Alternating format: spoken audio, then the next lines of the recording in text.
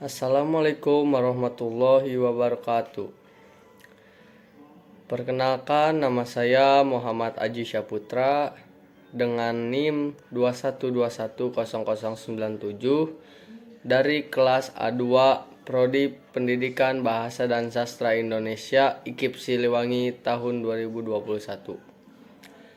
Di sini saya akan memenuhi tugas UAS mata kuliah Pendidikan Kewarganegaraan yang diampu oleh Bapak Vianugraha MPD. Di sini tugas yang diberikan ialah memberikan pandangan serta solusi kita terhadap permasalahan-permasalahan yang ada di masyarakat. Yang pertama, kesenjangan sosial di kehidupan bermasyarakat. 2. Kebijakan pemerintah. 3. Hak dan kewajiban sebagai warga negara.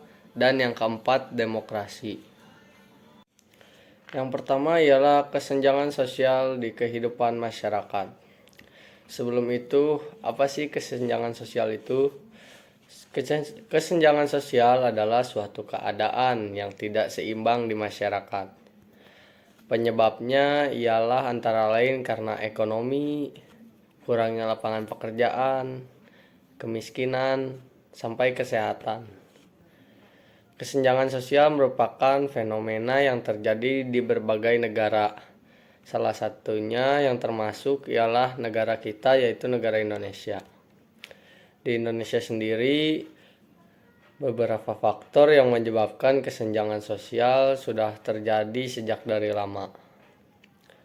Pergantian presiden sudah 7 kali pun tidak membuat itu semua berubah.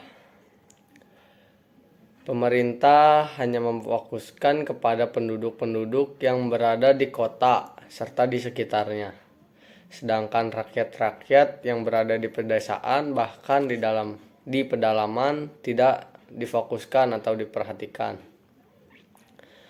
Padahal di pedesaan pun sangat perlu perhatian dari pemerintah karena banyak sekali kekurangan baik dari segi ekonomi sampai sarana dan prasarana yang tidak lengkap bahkan tidak ada.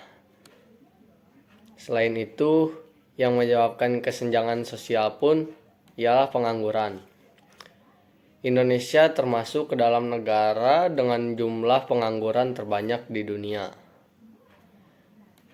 Dengan ini, kestabilan ekonomi di Indonesia tidak bisa disamaratakan. Pengangguran terjadi karena tidak adanya lapangan pekerjaan serta kemauan untuk mencari pekerjaan bagi masyarakat itu sendiri. Solusi yang dapat mengurangi sedikit permasalahan ini ialah pemerintah harus membagi perhatian kepada masyarakat yang berada di kota serta yang berada di desa melalui pemerintah daerahnya masing-masing. Pemerintah pusat bisa menjadi atau melakukan controlling terhadap pemerintah-pemerintah daerahnya. Dengan itu bisa dikendalikan dan meningkatkan kualitas daerahnya secara merata. Serta pemerintah harus membuka banyak lahan pekerjaan yang bisa mengurangi tingkat pengangguran, serta pemerintah harus bisa menstabilkan roda perekonomian, mulai dari harga sandang, pangan bagi masyarakat di Indonesia. Yang kedua ialah kebijakan pemerintah. Kebijakan pemerintah yaitu rangkaian konsep serta asas yang dijadikan pedoman bagi masyarakat untuk melakukan sesuatu atau cara bertindak yang sesuai dengan apa yang diperintahkan. Kebijakan pemerintah di Indonesia banyak sekali perubahan karena adanya suatu permasalahan yang datang. Kebijakan pemerintah ini dibuat untuk memudahkan masyarakat serta melindungi dari masalah-masalah yang dihadapi di dalam negara ini. Tapi tidak sepenuhnya begitu, karena kebijakan yang dibuat pemerintah terkadang malah menjadi memberatkan serta membingungkan masyarakat. Karena tidak adanya contoh persoalan serta tidak adanya kejelasan untuk mengikuti kebijakan tersebut.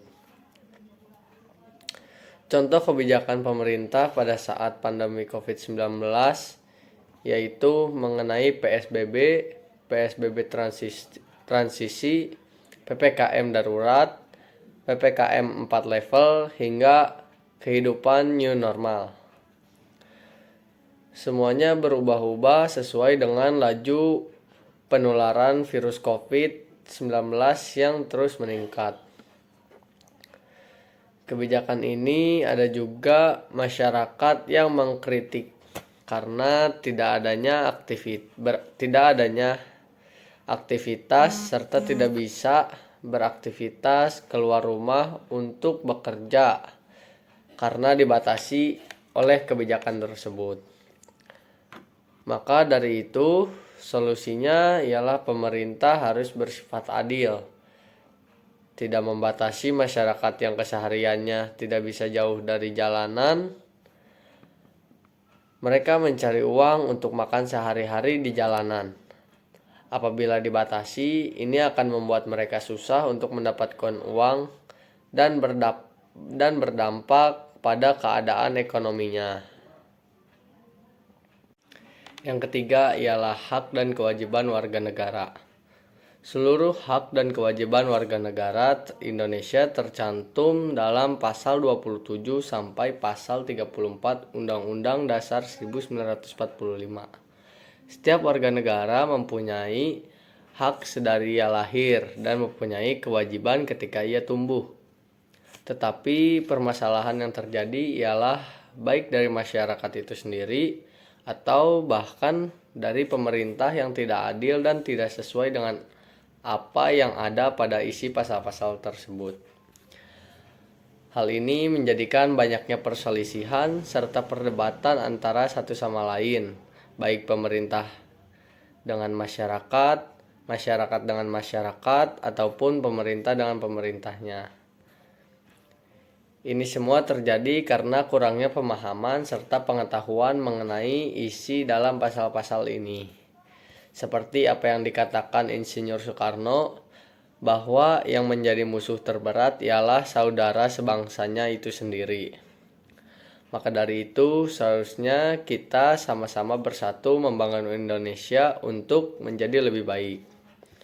Solusinya ialah meningkatkan kesadaran serta kerjasama antar masyarakat agar tidak terjadi perselisihan serta adanya pengawasan mengenai hak dan kewajiban yang ditetapkan di dalam hukum. Serta yang keempat, yaitu demokrasi. Demokrasi ialah bentuk pemerintahan di mana semua warga negara memiliki hak yang sama untuk pengambilan keputusan yang dapat mengubah hidup mereka. Demokrasi mengizinkan warga negara ikut serta baik secara langsung atau melalui perwakilan dalam perumusan, pengembangan, dan pembuatan hukum. Di Indonesia sendiri masih tidak berjalan dengan baik demokrasinya. Banyak yang tidak bisa menerima ataupun yang tidak bisa menerima apapun pendapat dari orang lain, sehingga apapun dijalankan secara mandiri. Pemerintah pun banyak menutup telinga atas apa yang dikeluhkan oleh masyarakatnya mengenai permasalahan-permasalahan yang diterima oleh masyarakat. Menurut saya, seharusnya sebagai negara demokrasi, kita harus selalu bisa menerima masukan serta pendapat, baik dari yang lebih tua maupun dari yang muda. Karena dengan adanya banyak masukan dari masyarakat, semua bisa dikaji dengan baik oleh pemerintah yang berwenang, sehingga tidak memberatkan masyarakat yang menjadikan mereka lebih terpuruk. Ini saja yang bisa saya paparkan mengenai 4 permasalahan tersebut. Wassalamualaikum warahmatullahi wabarakatuh.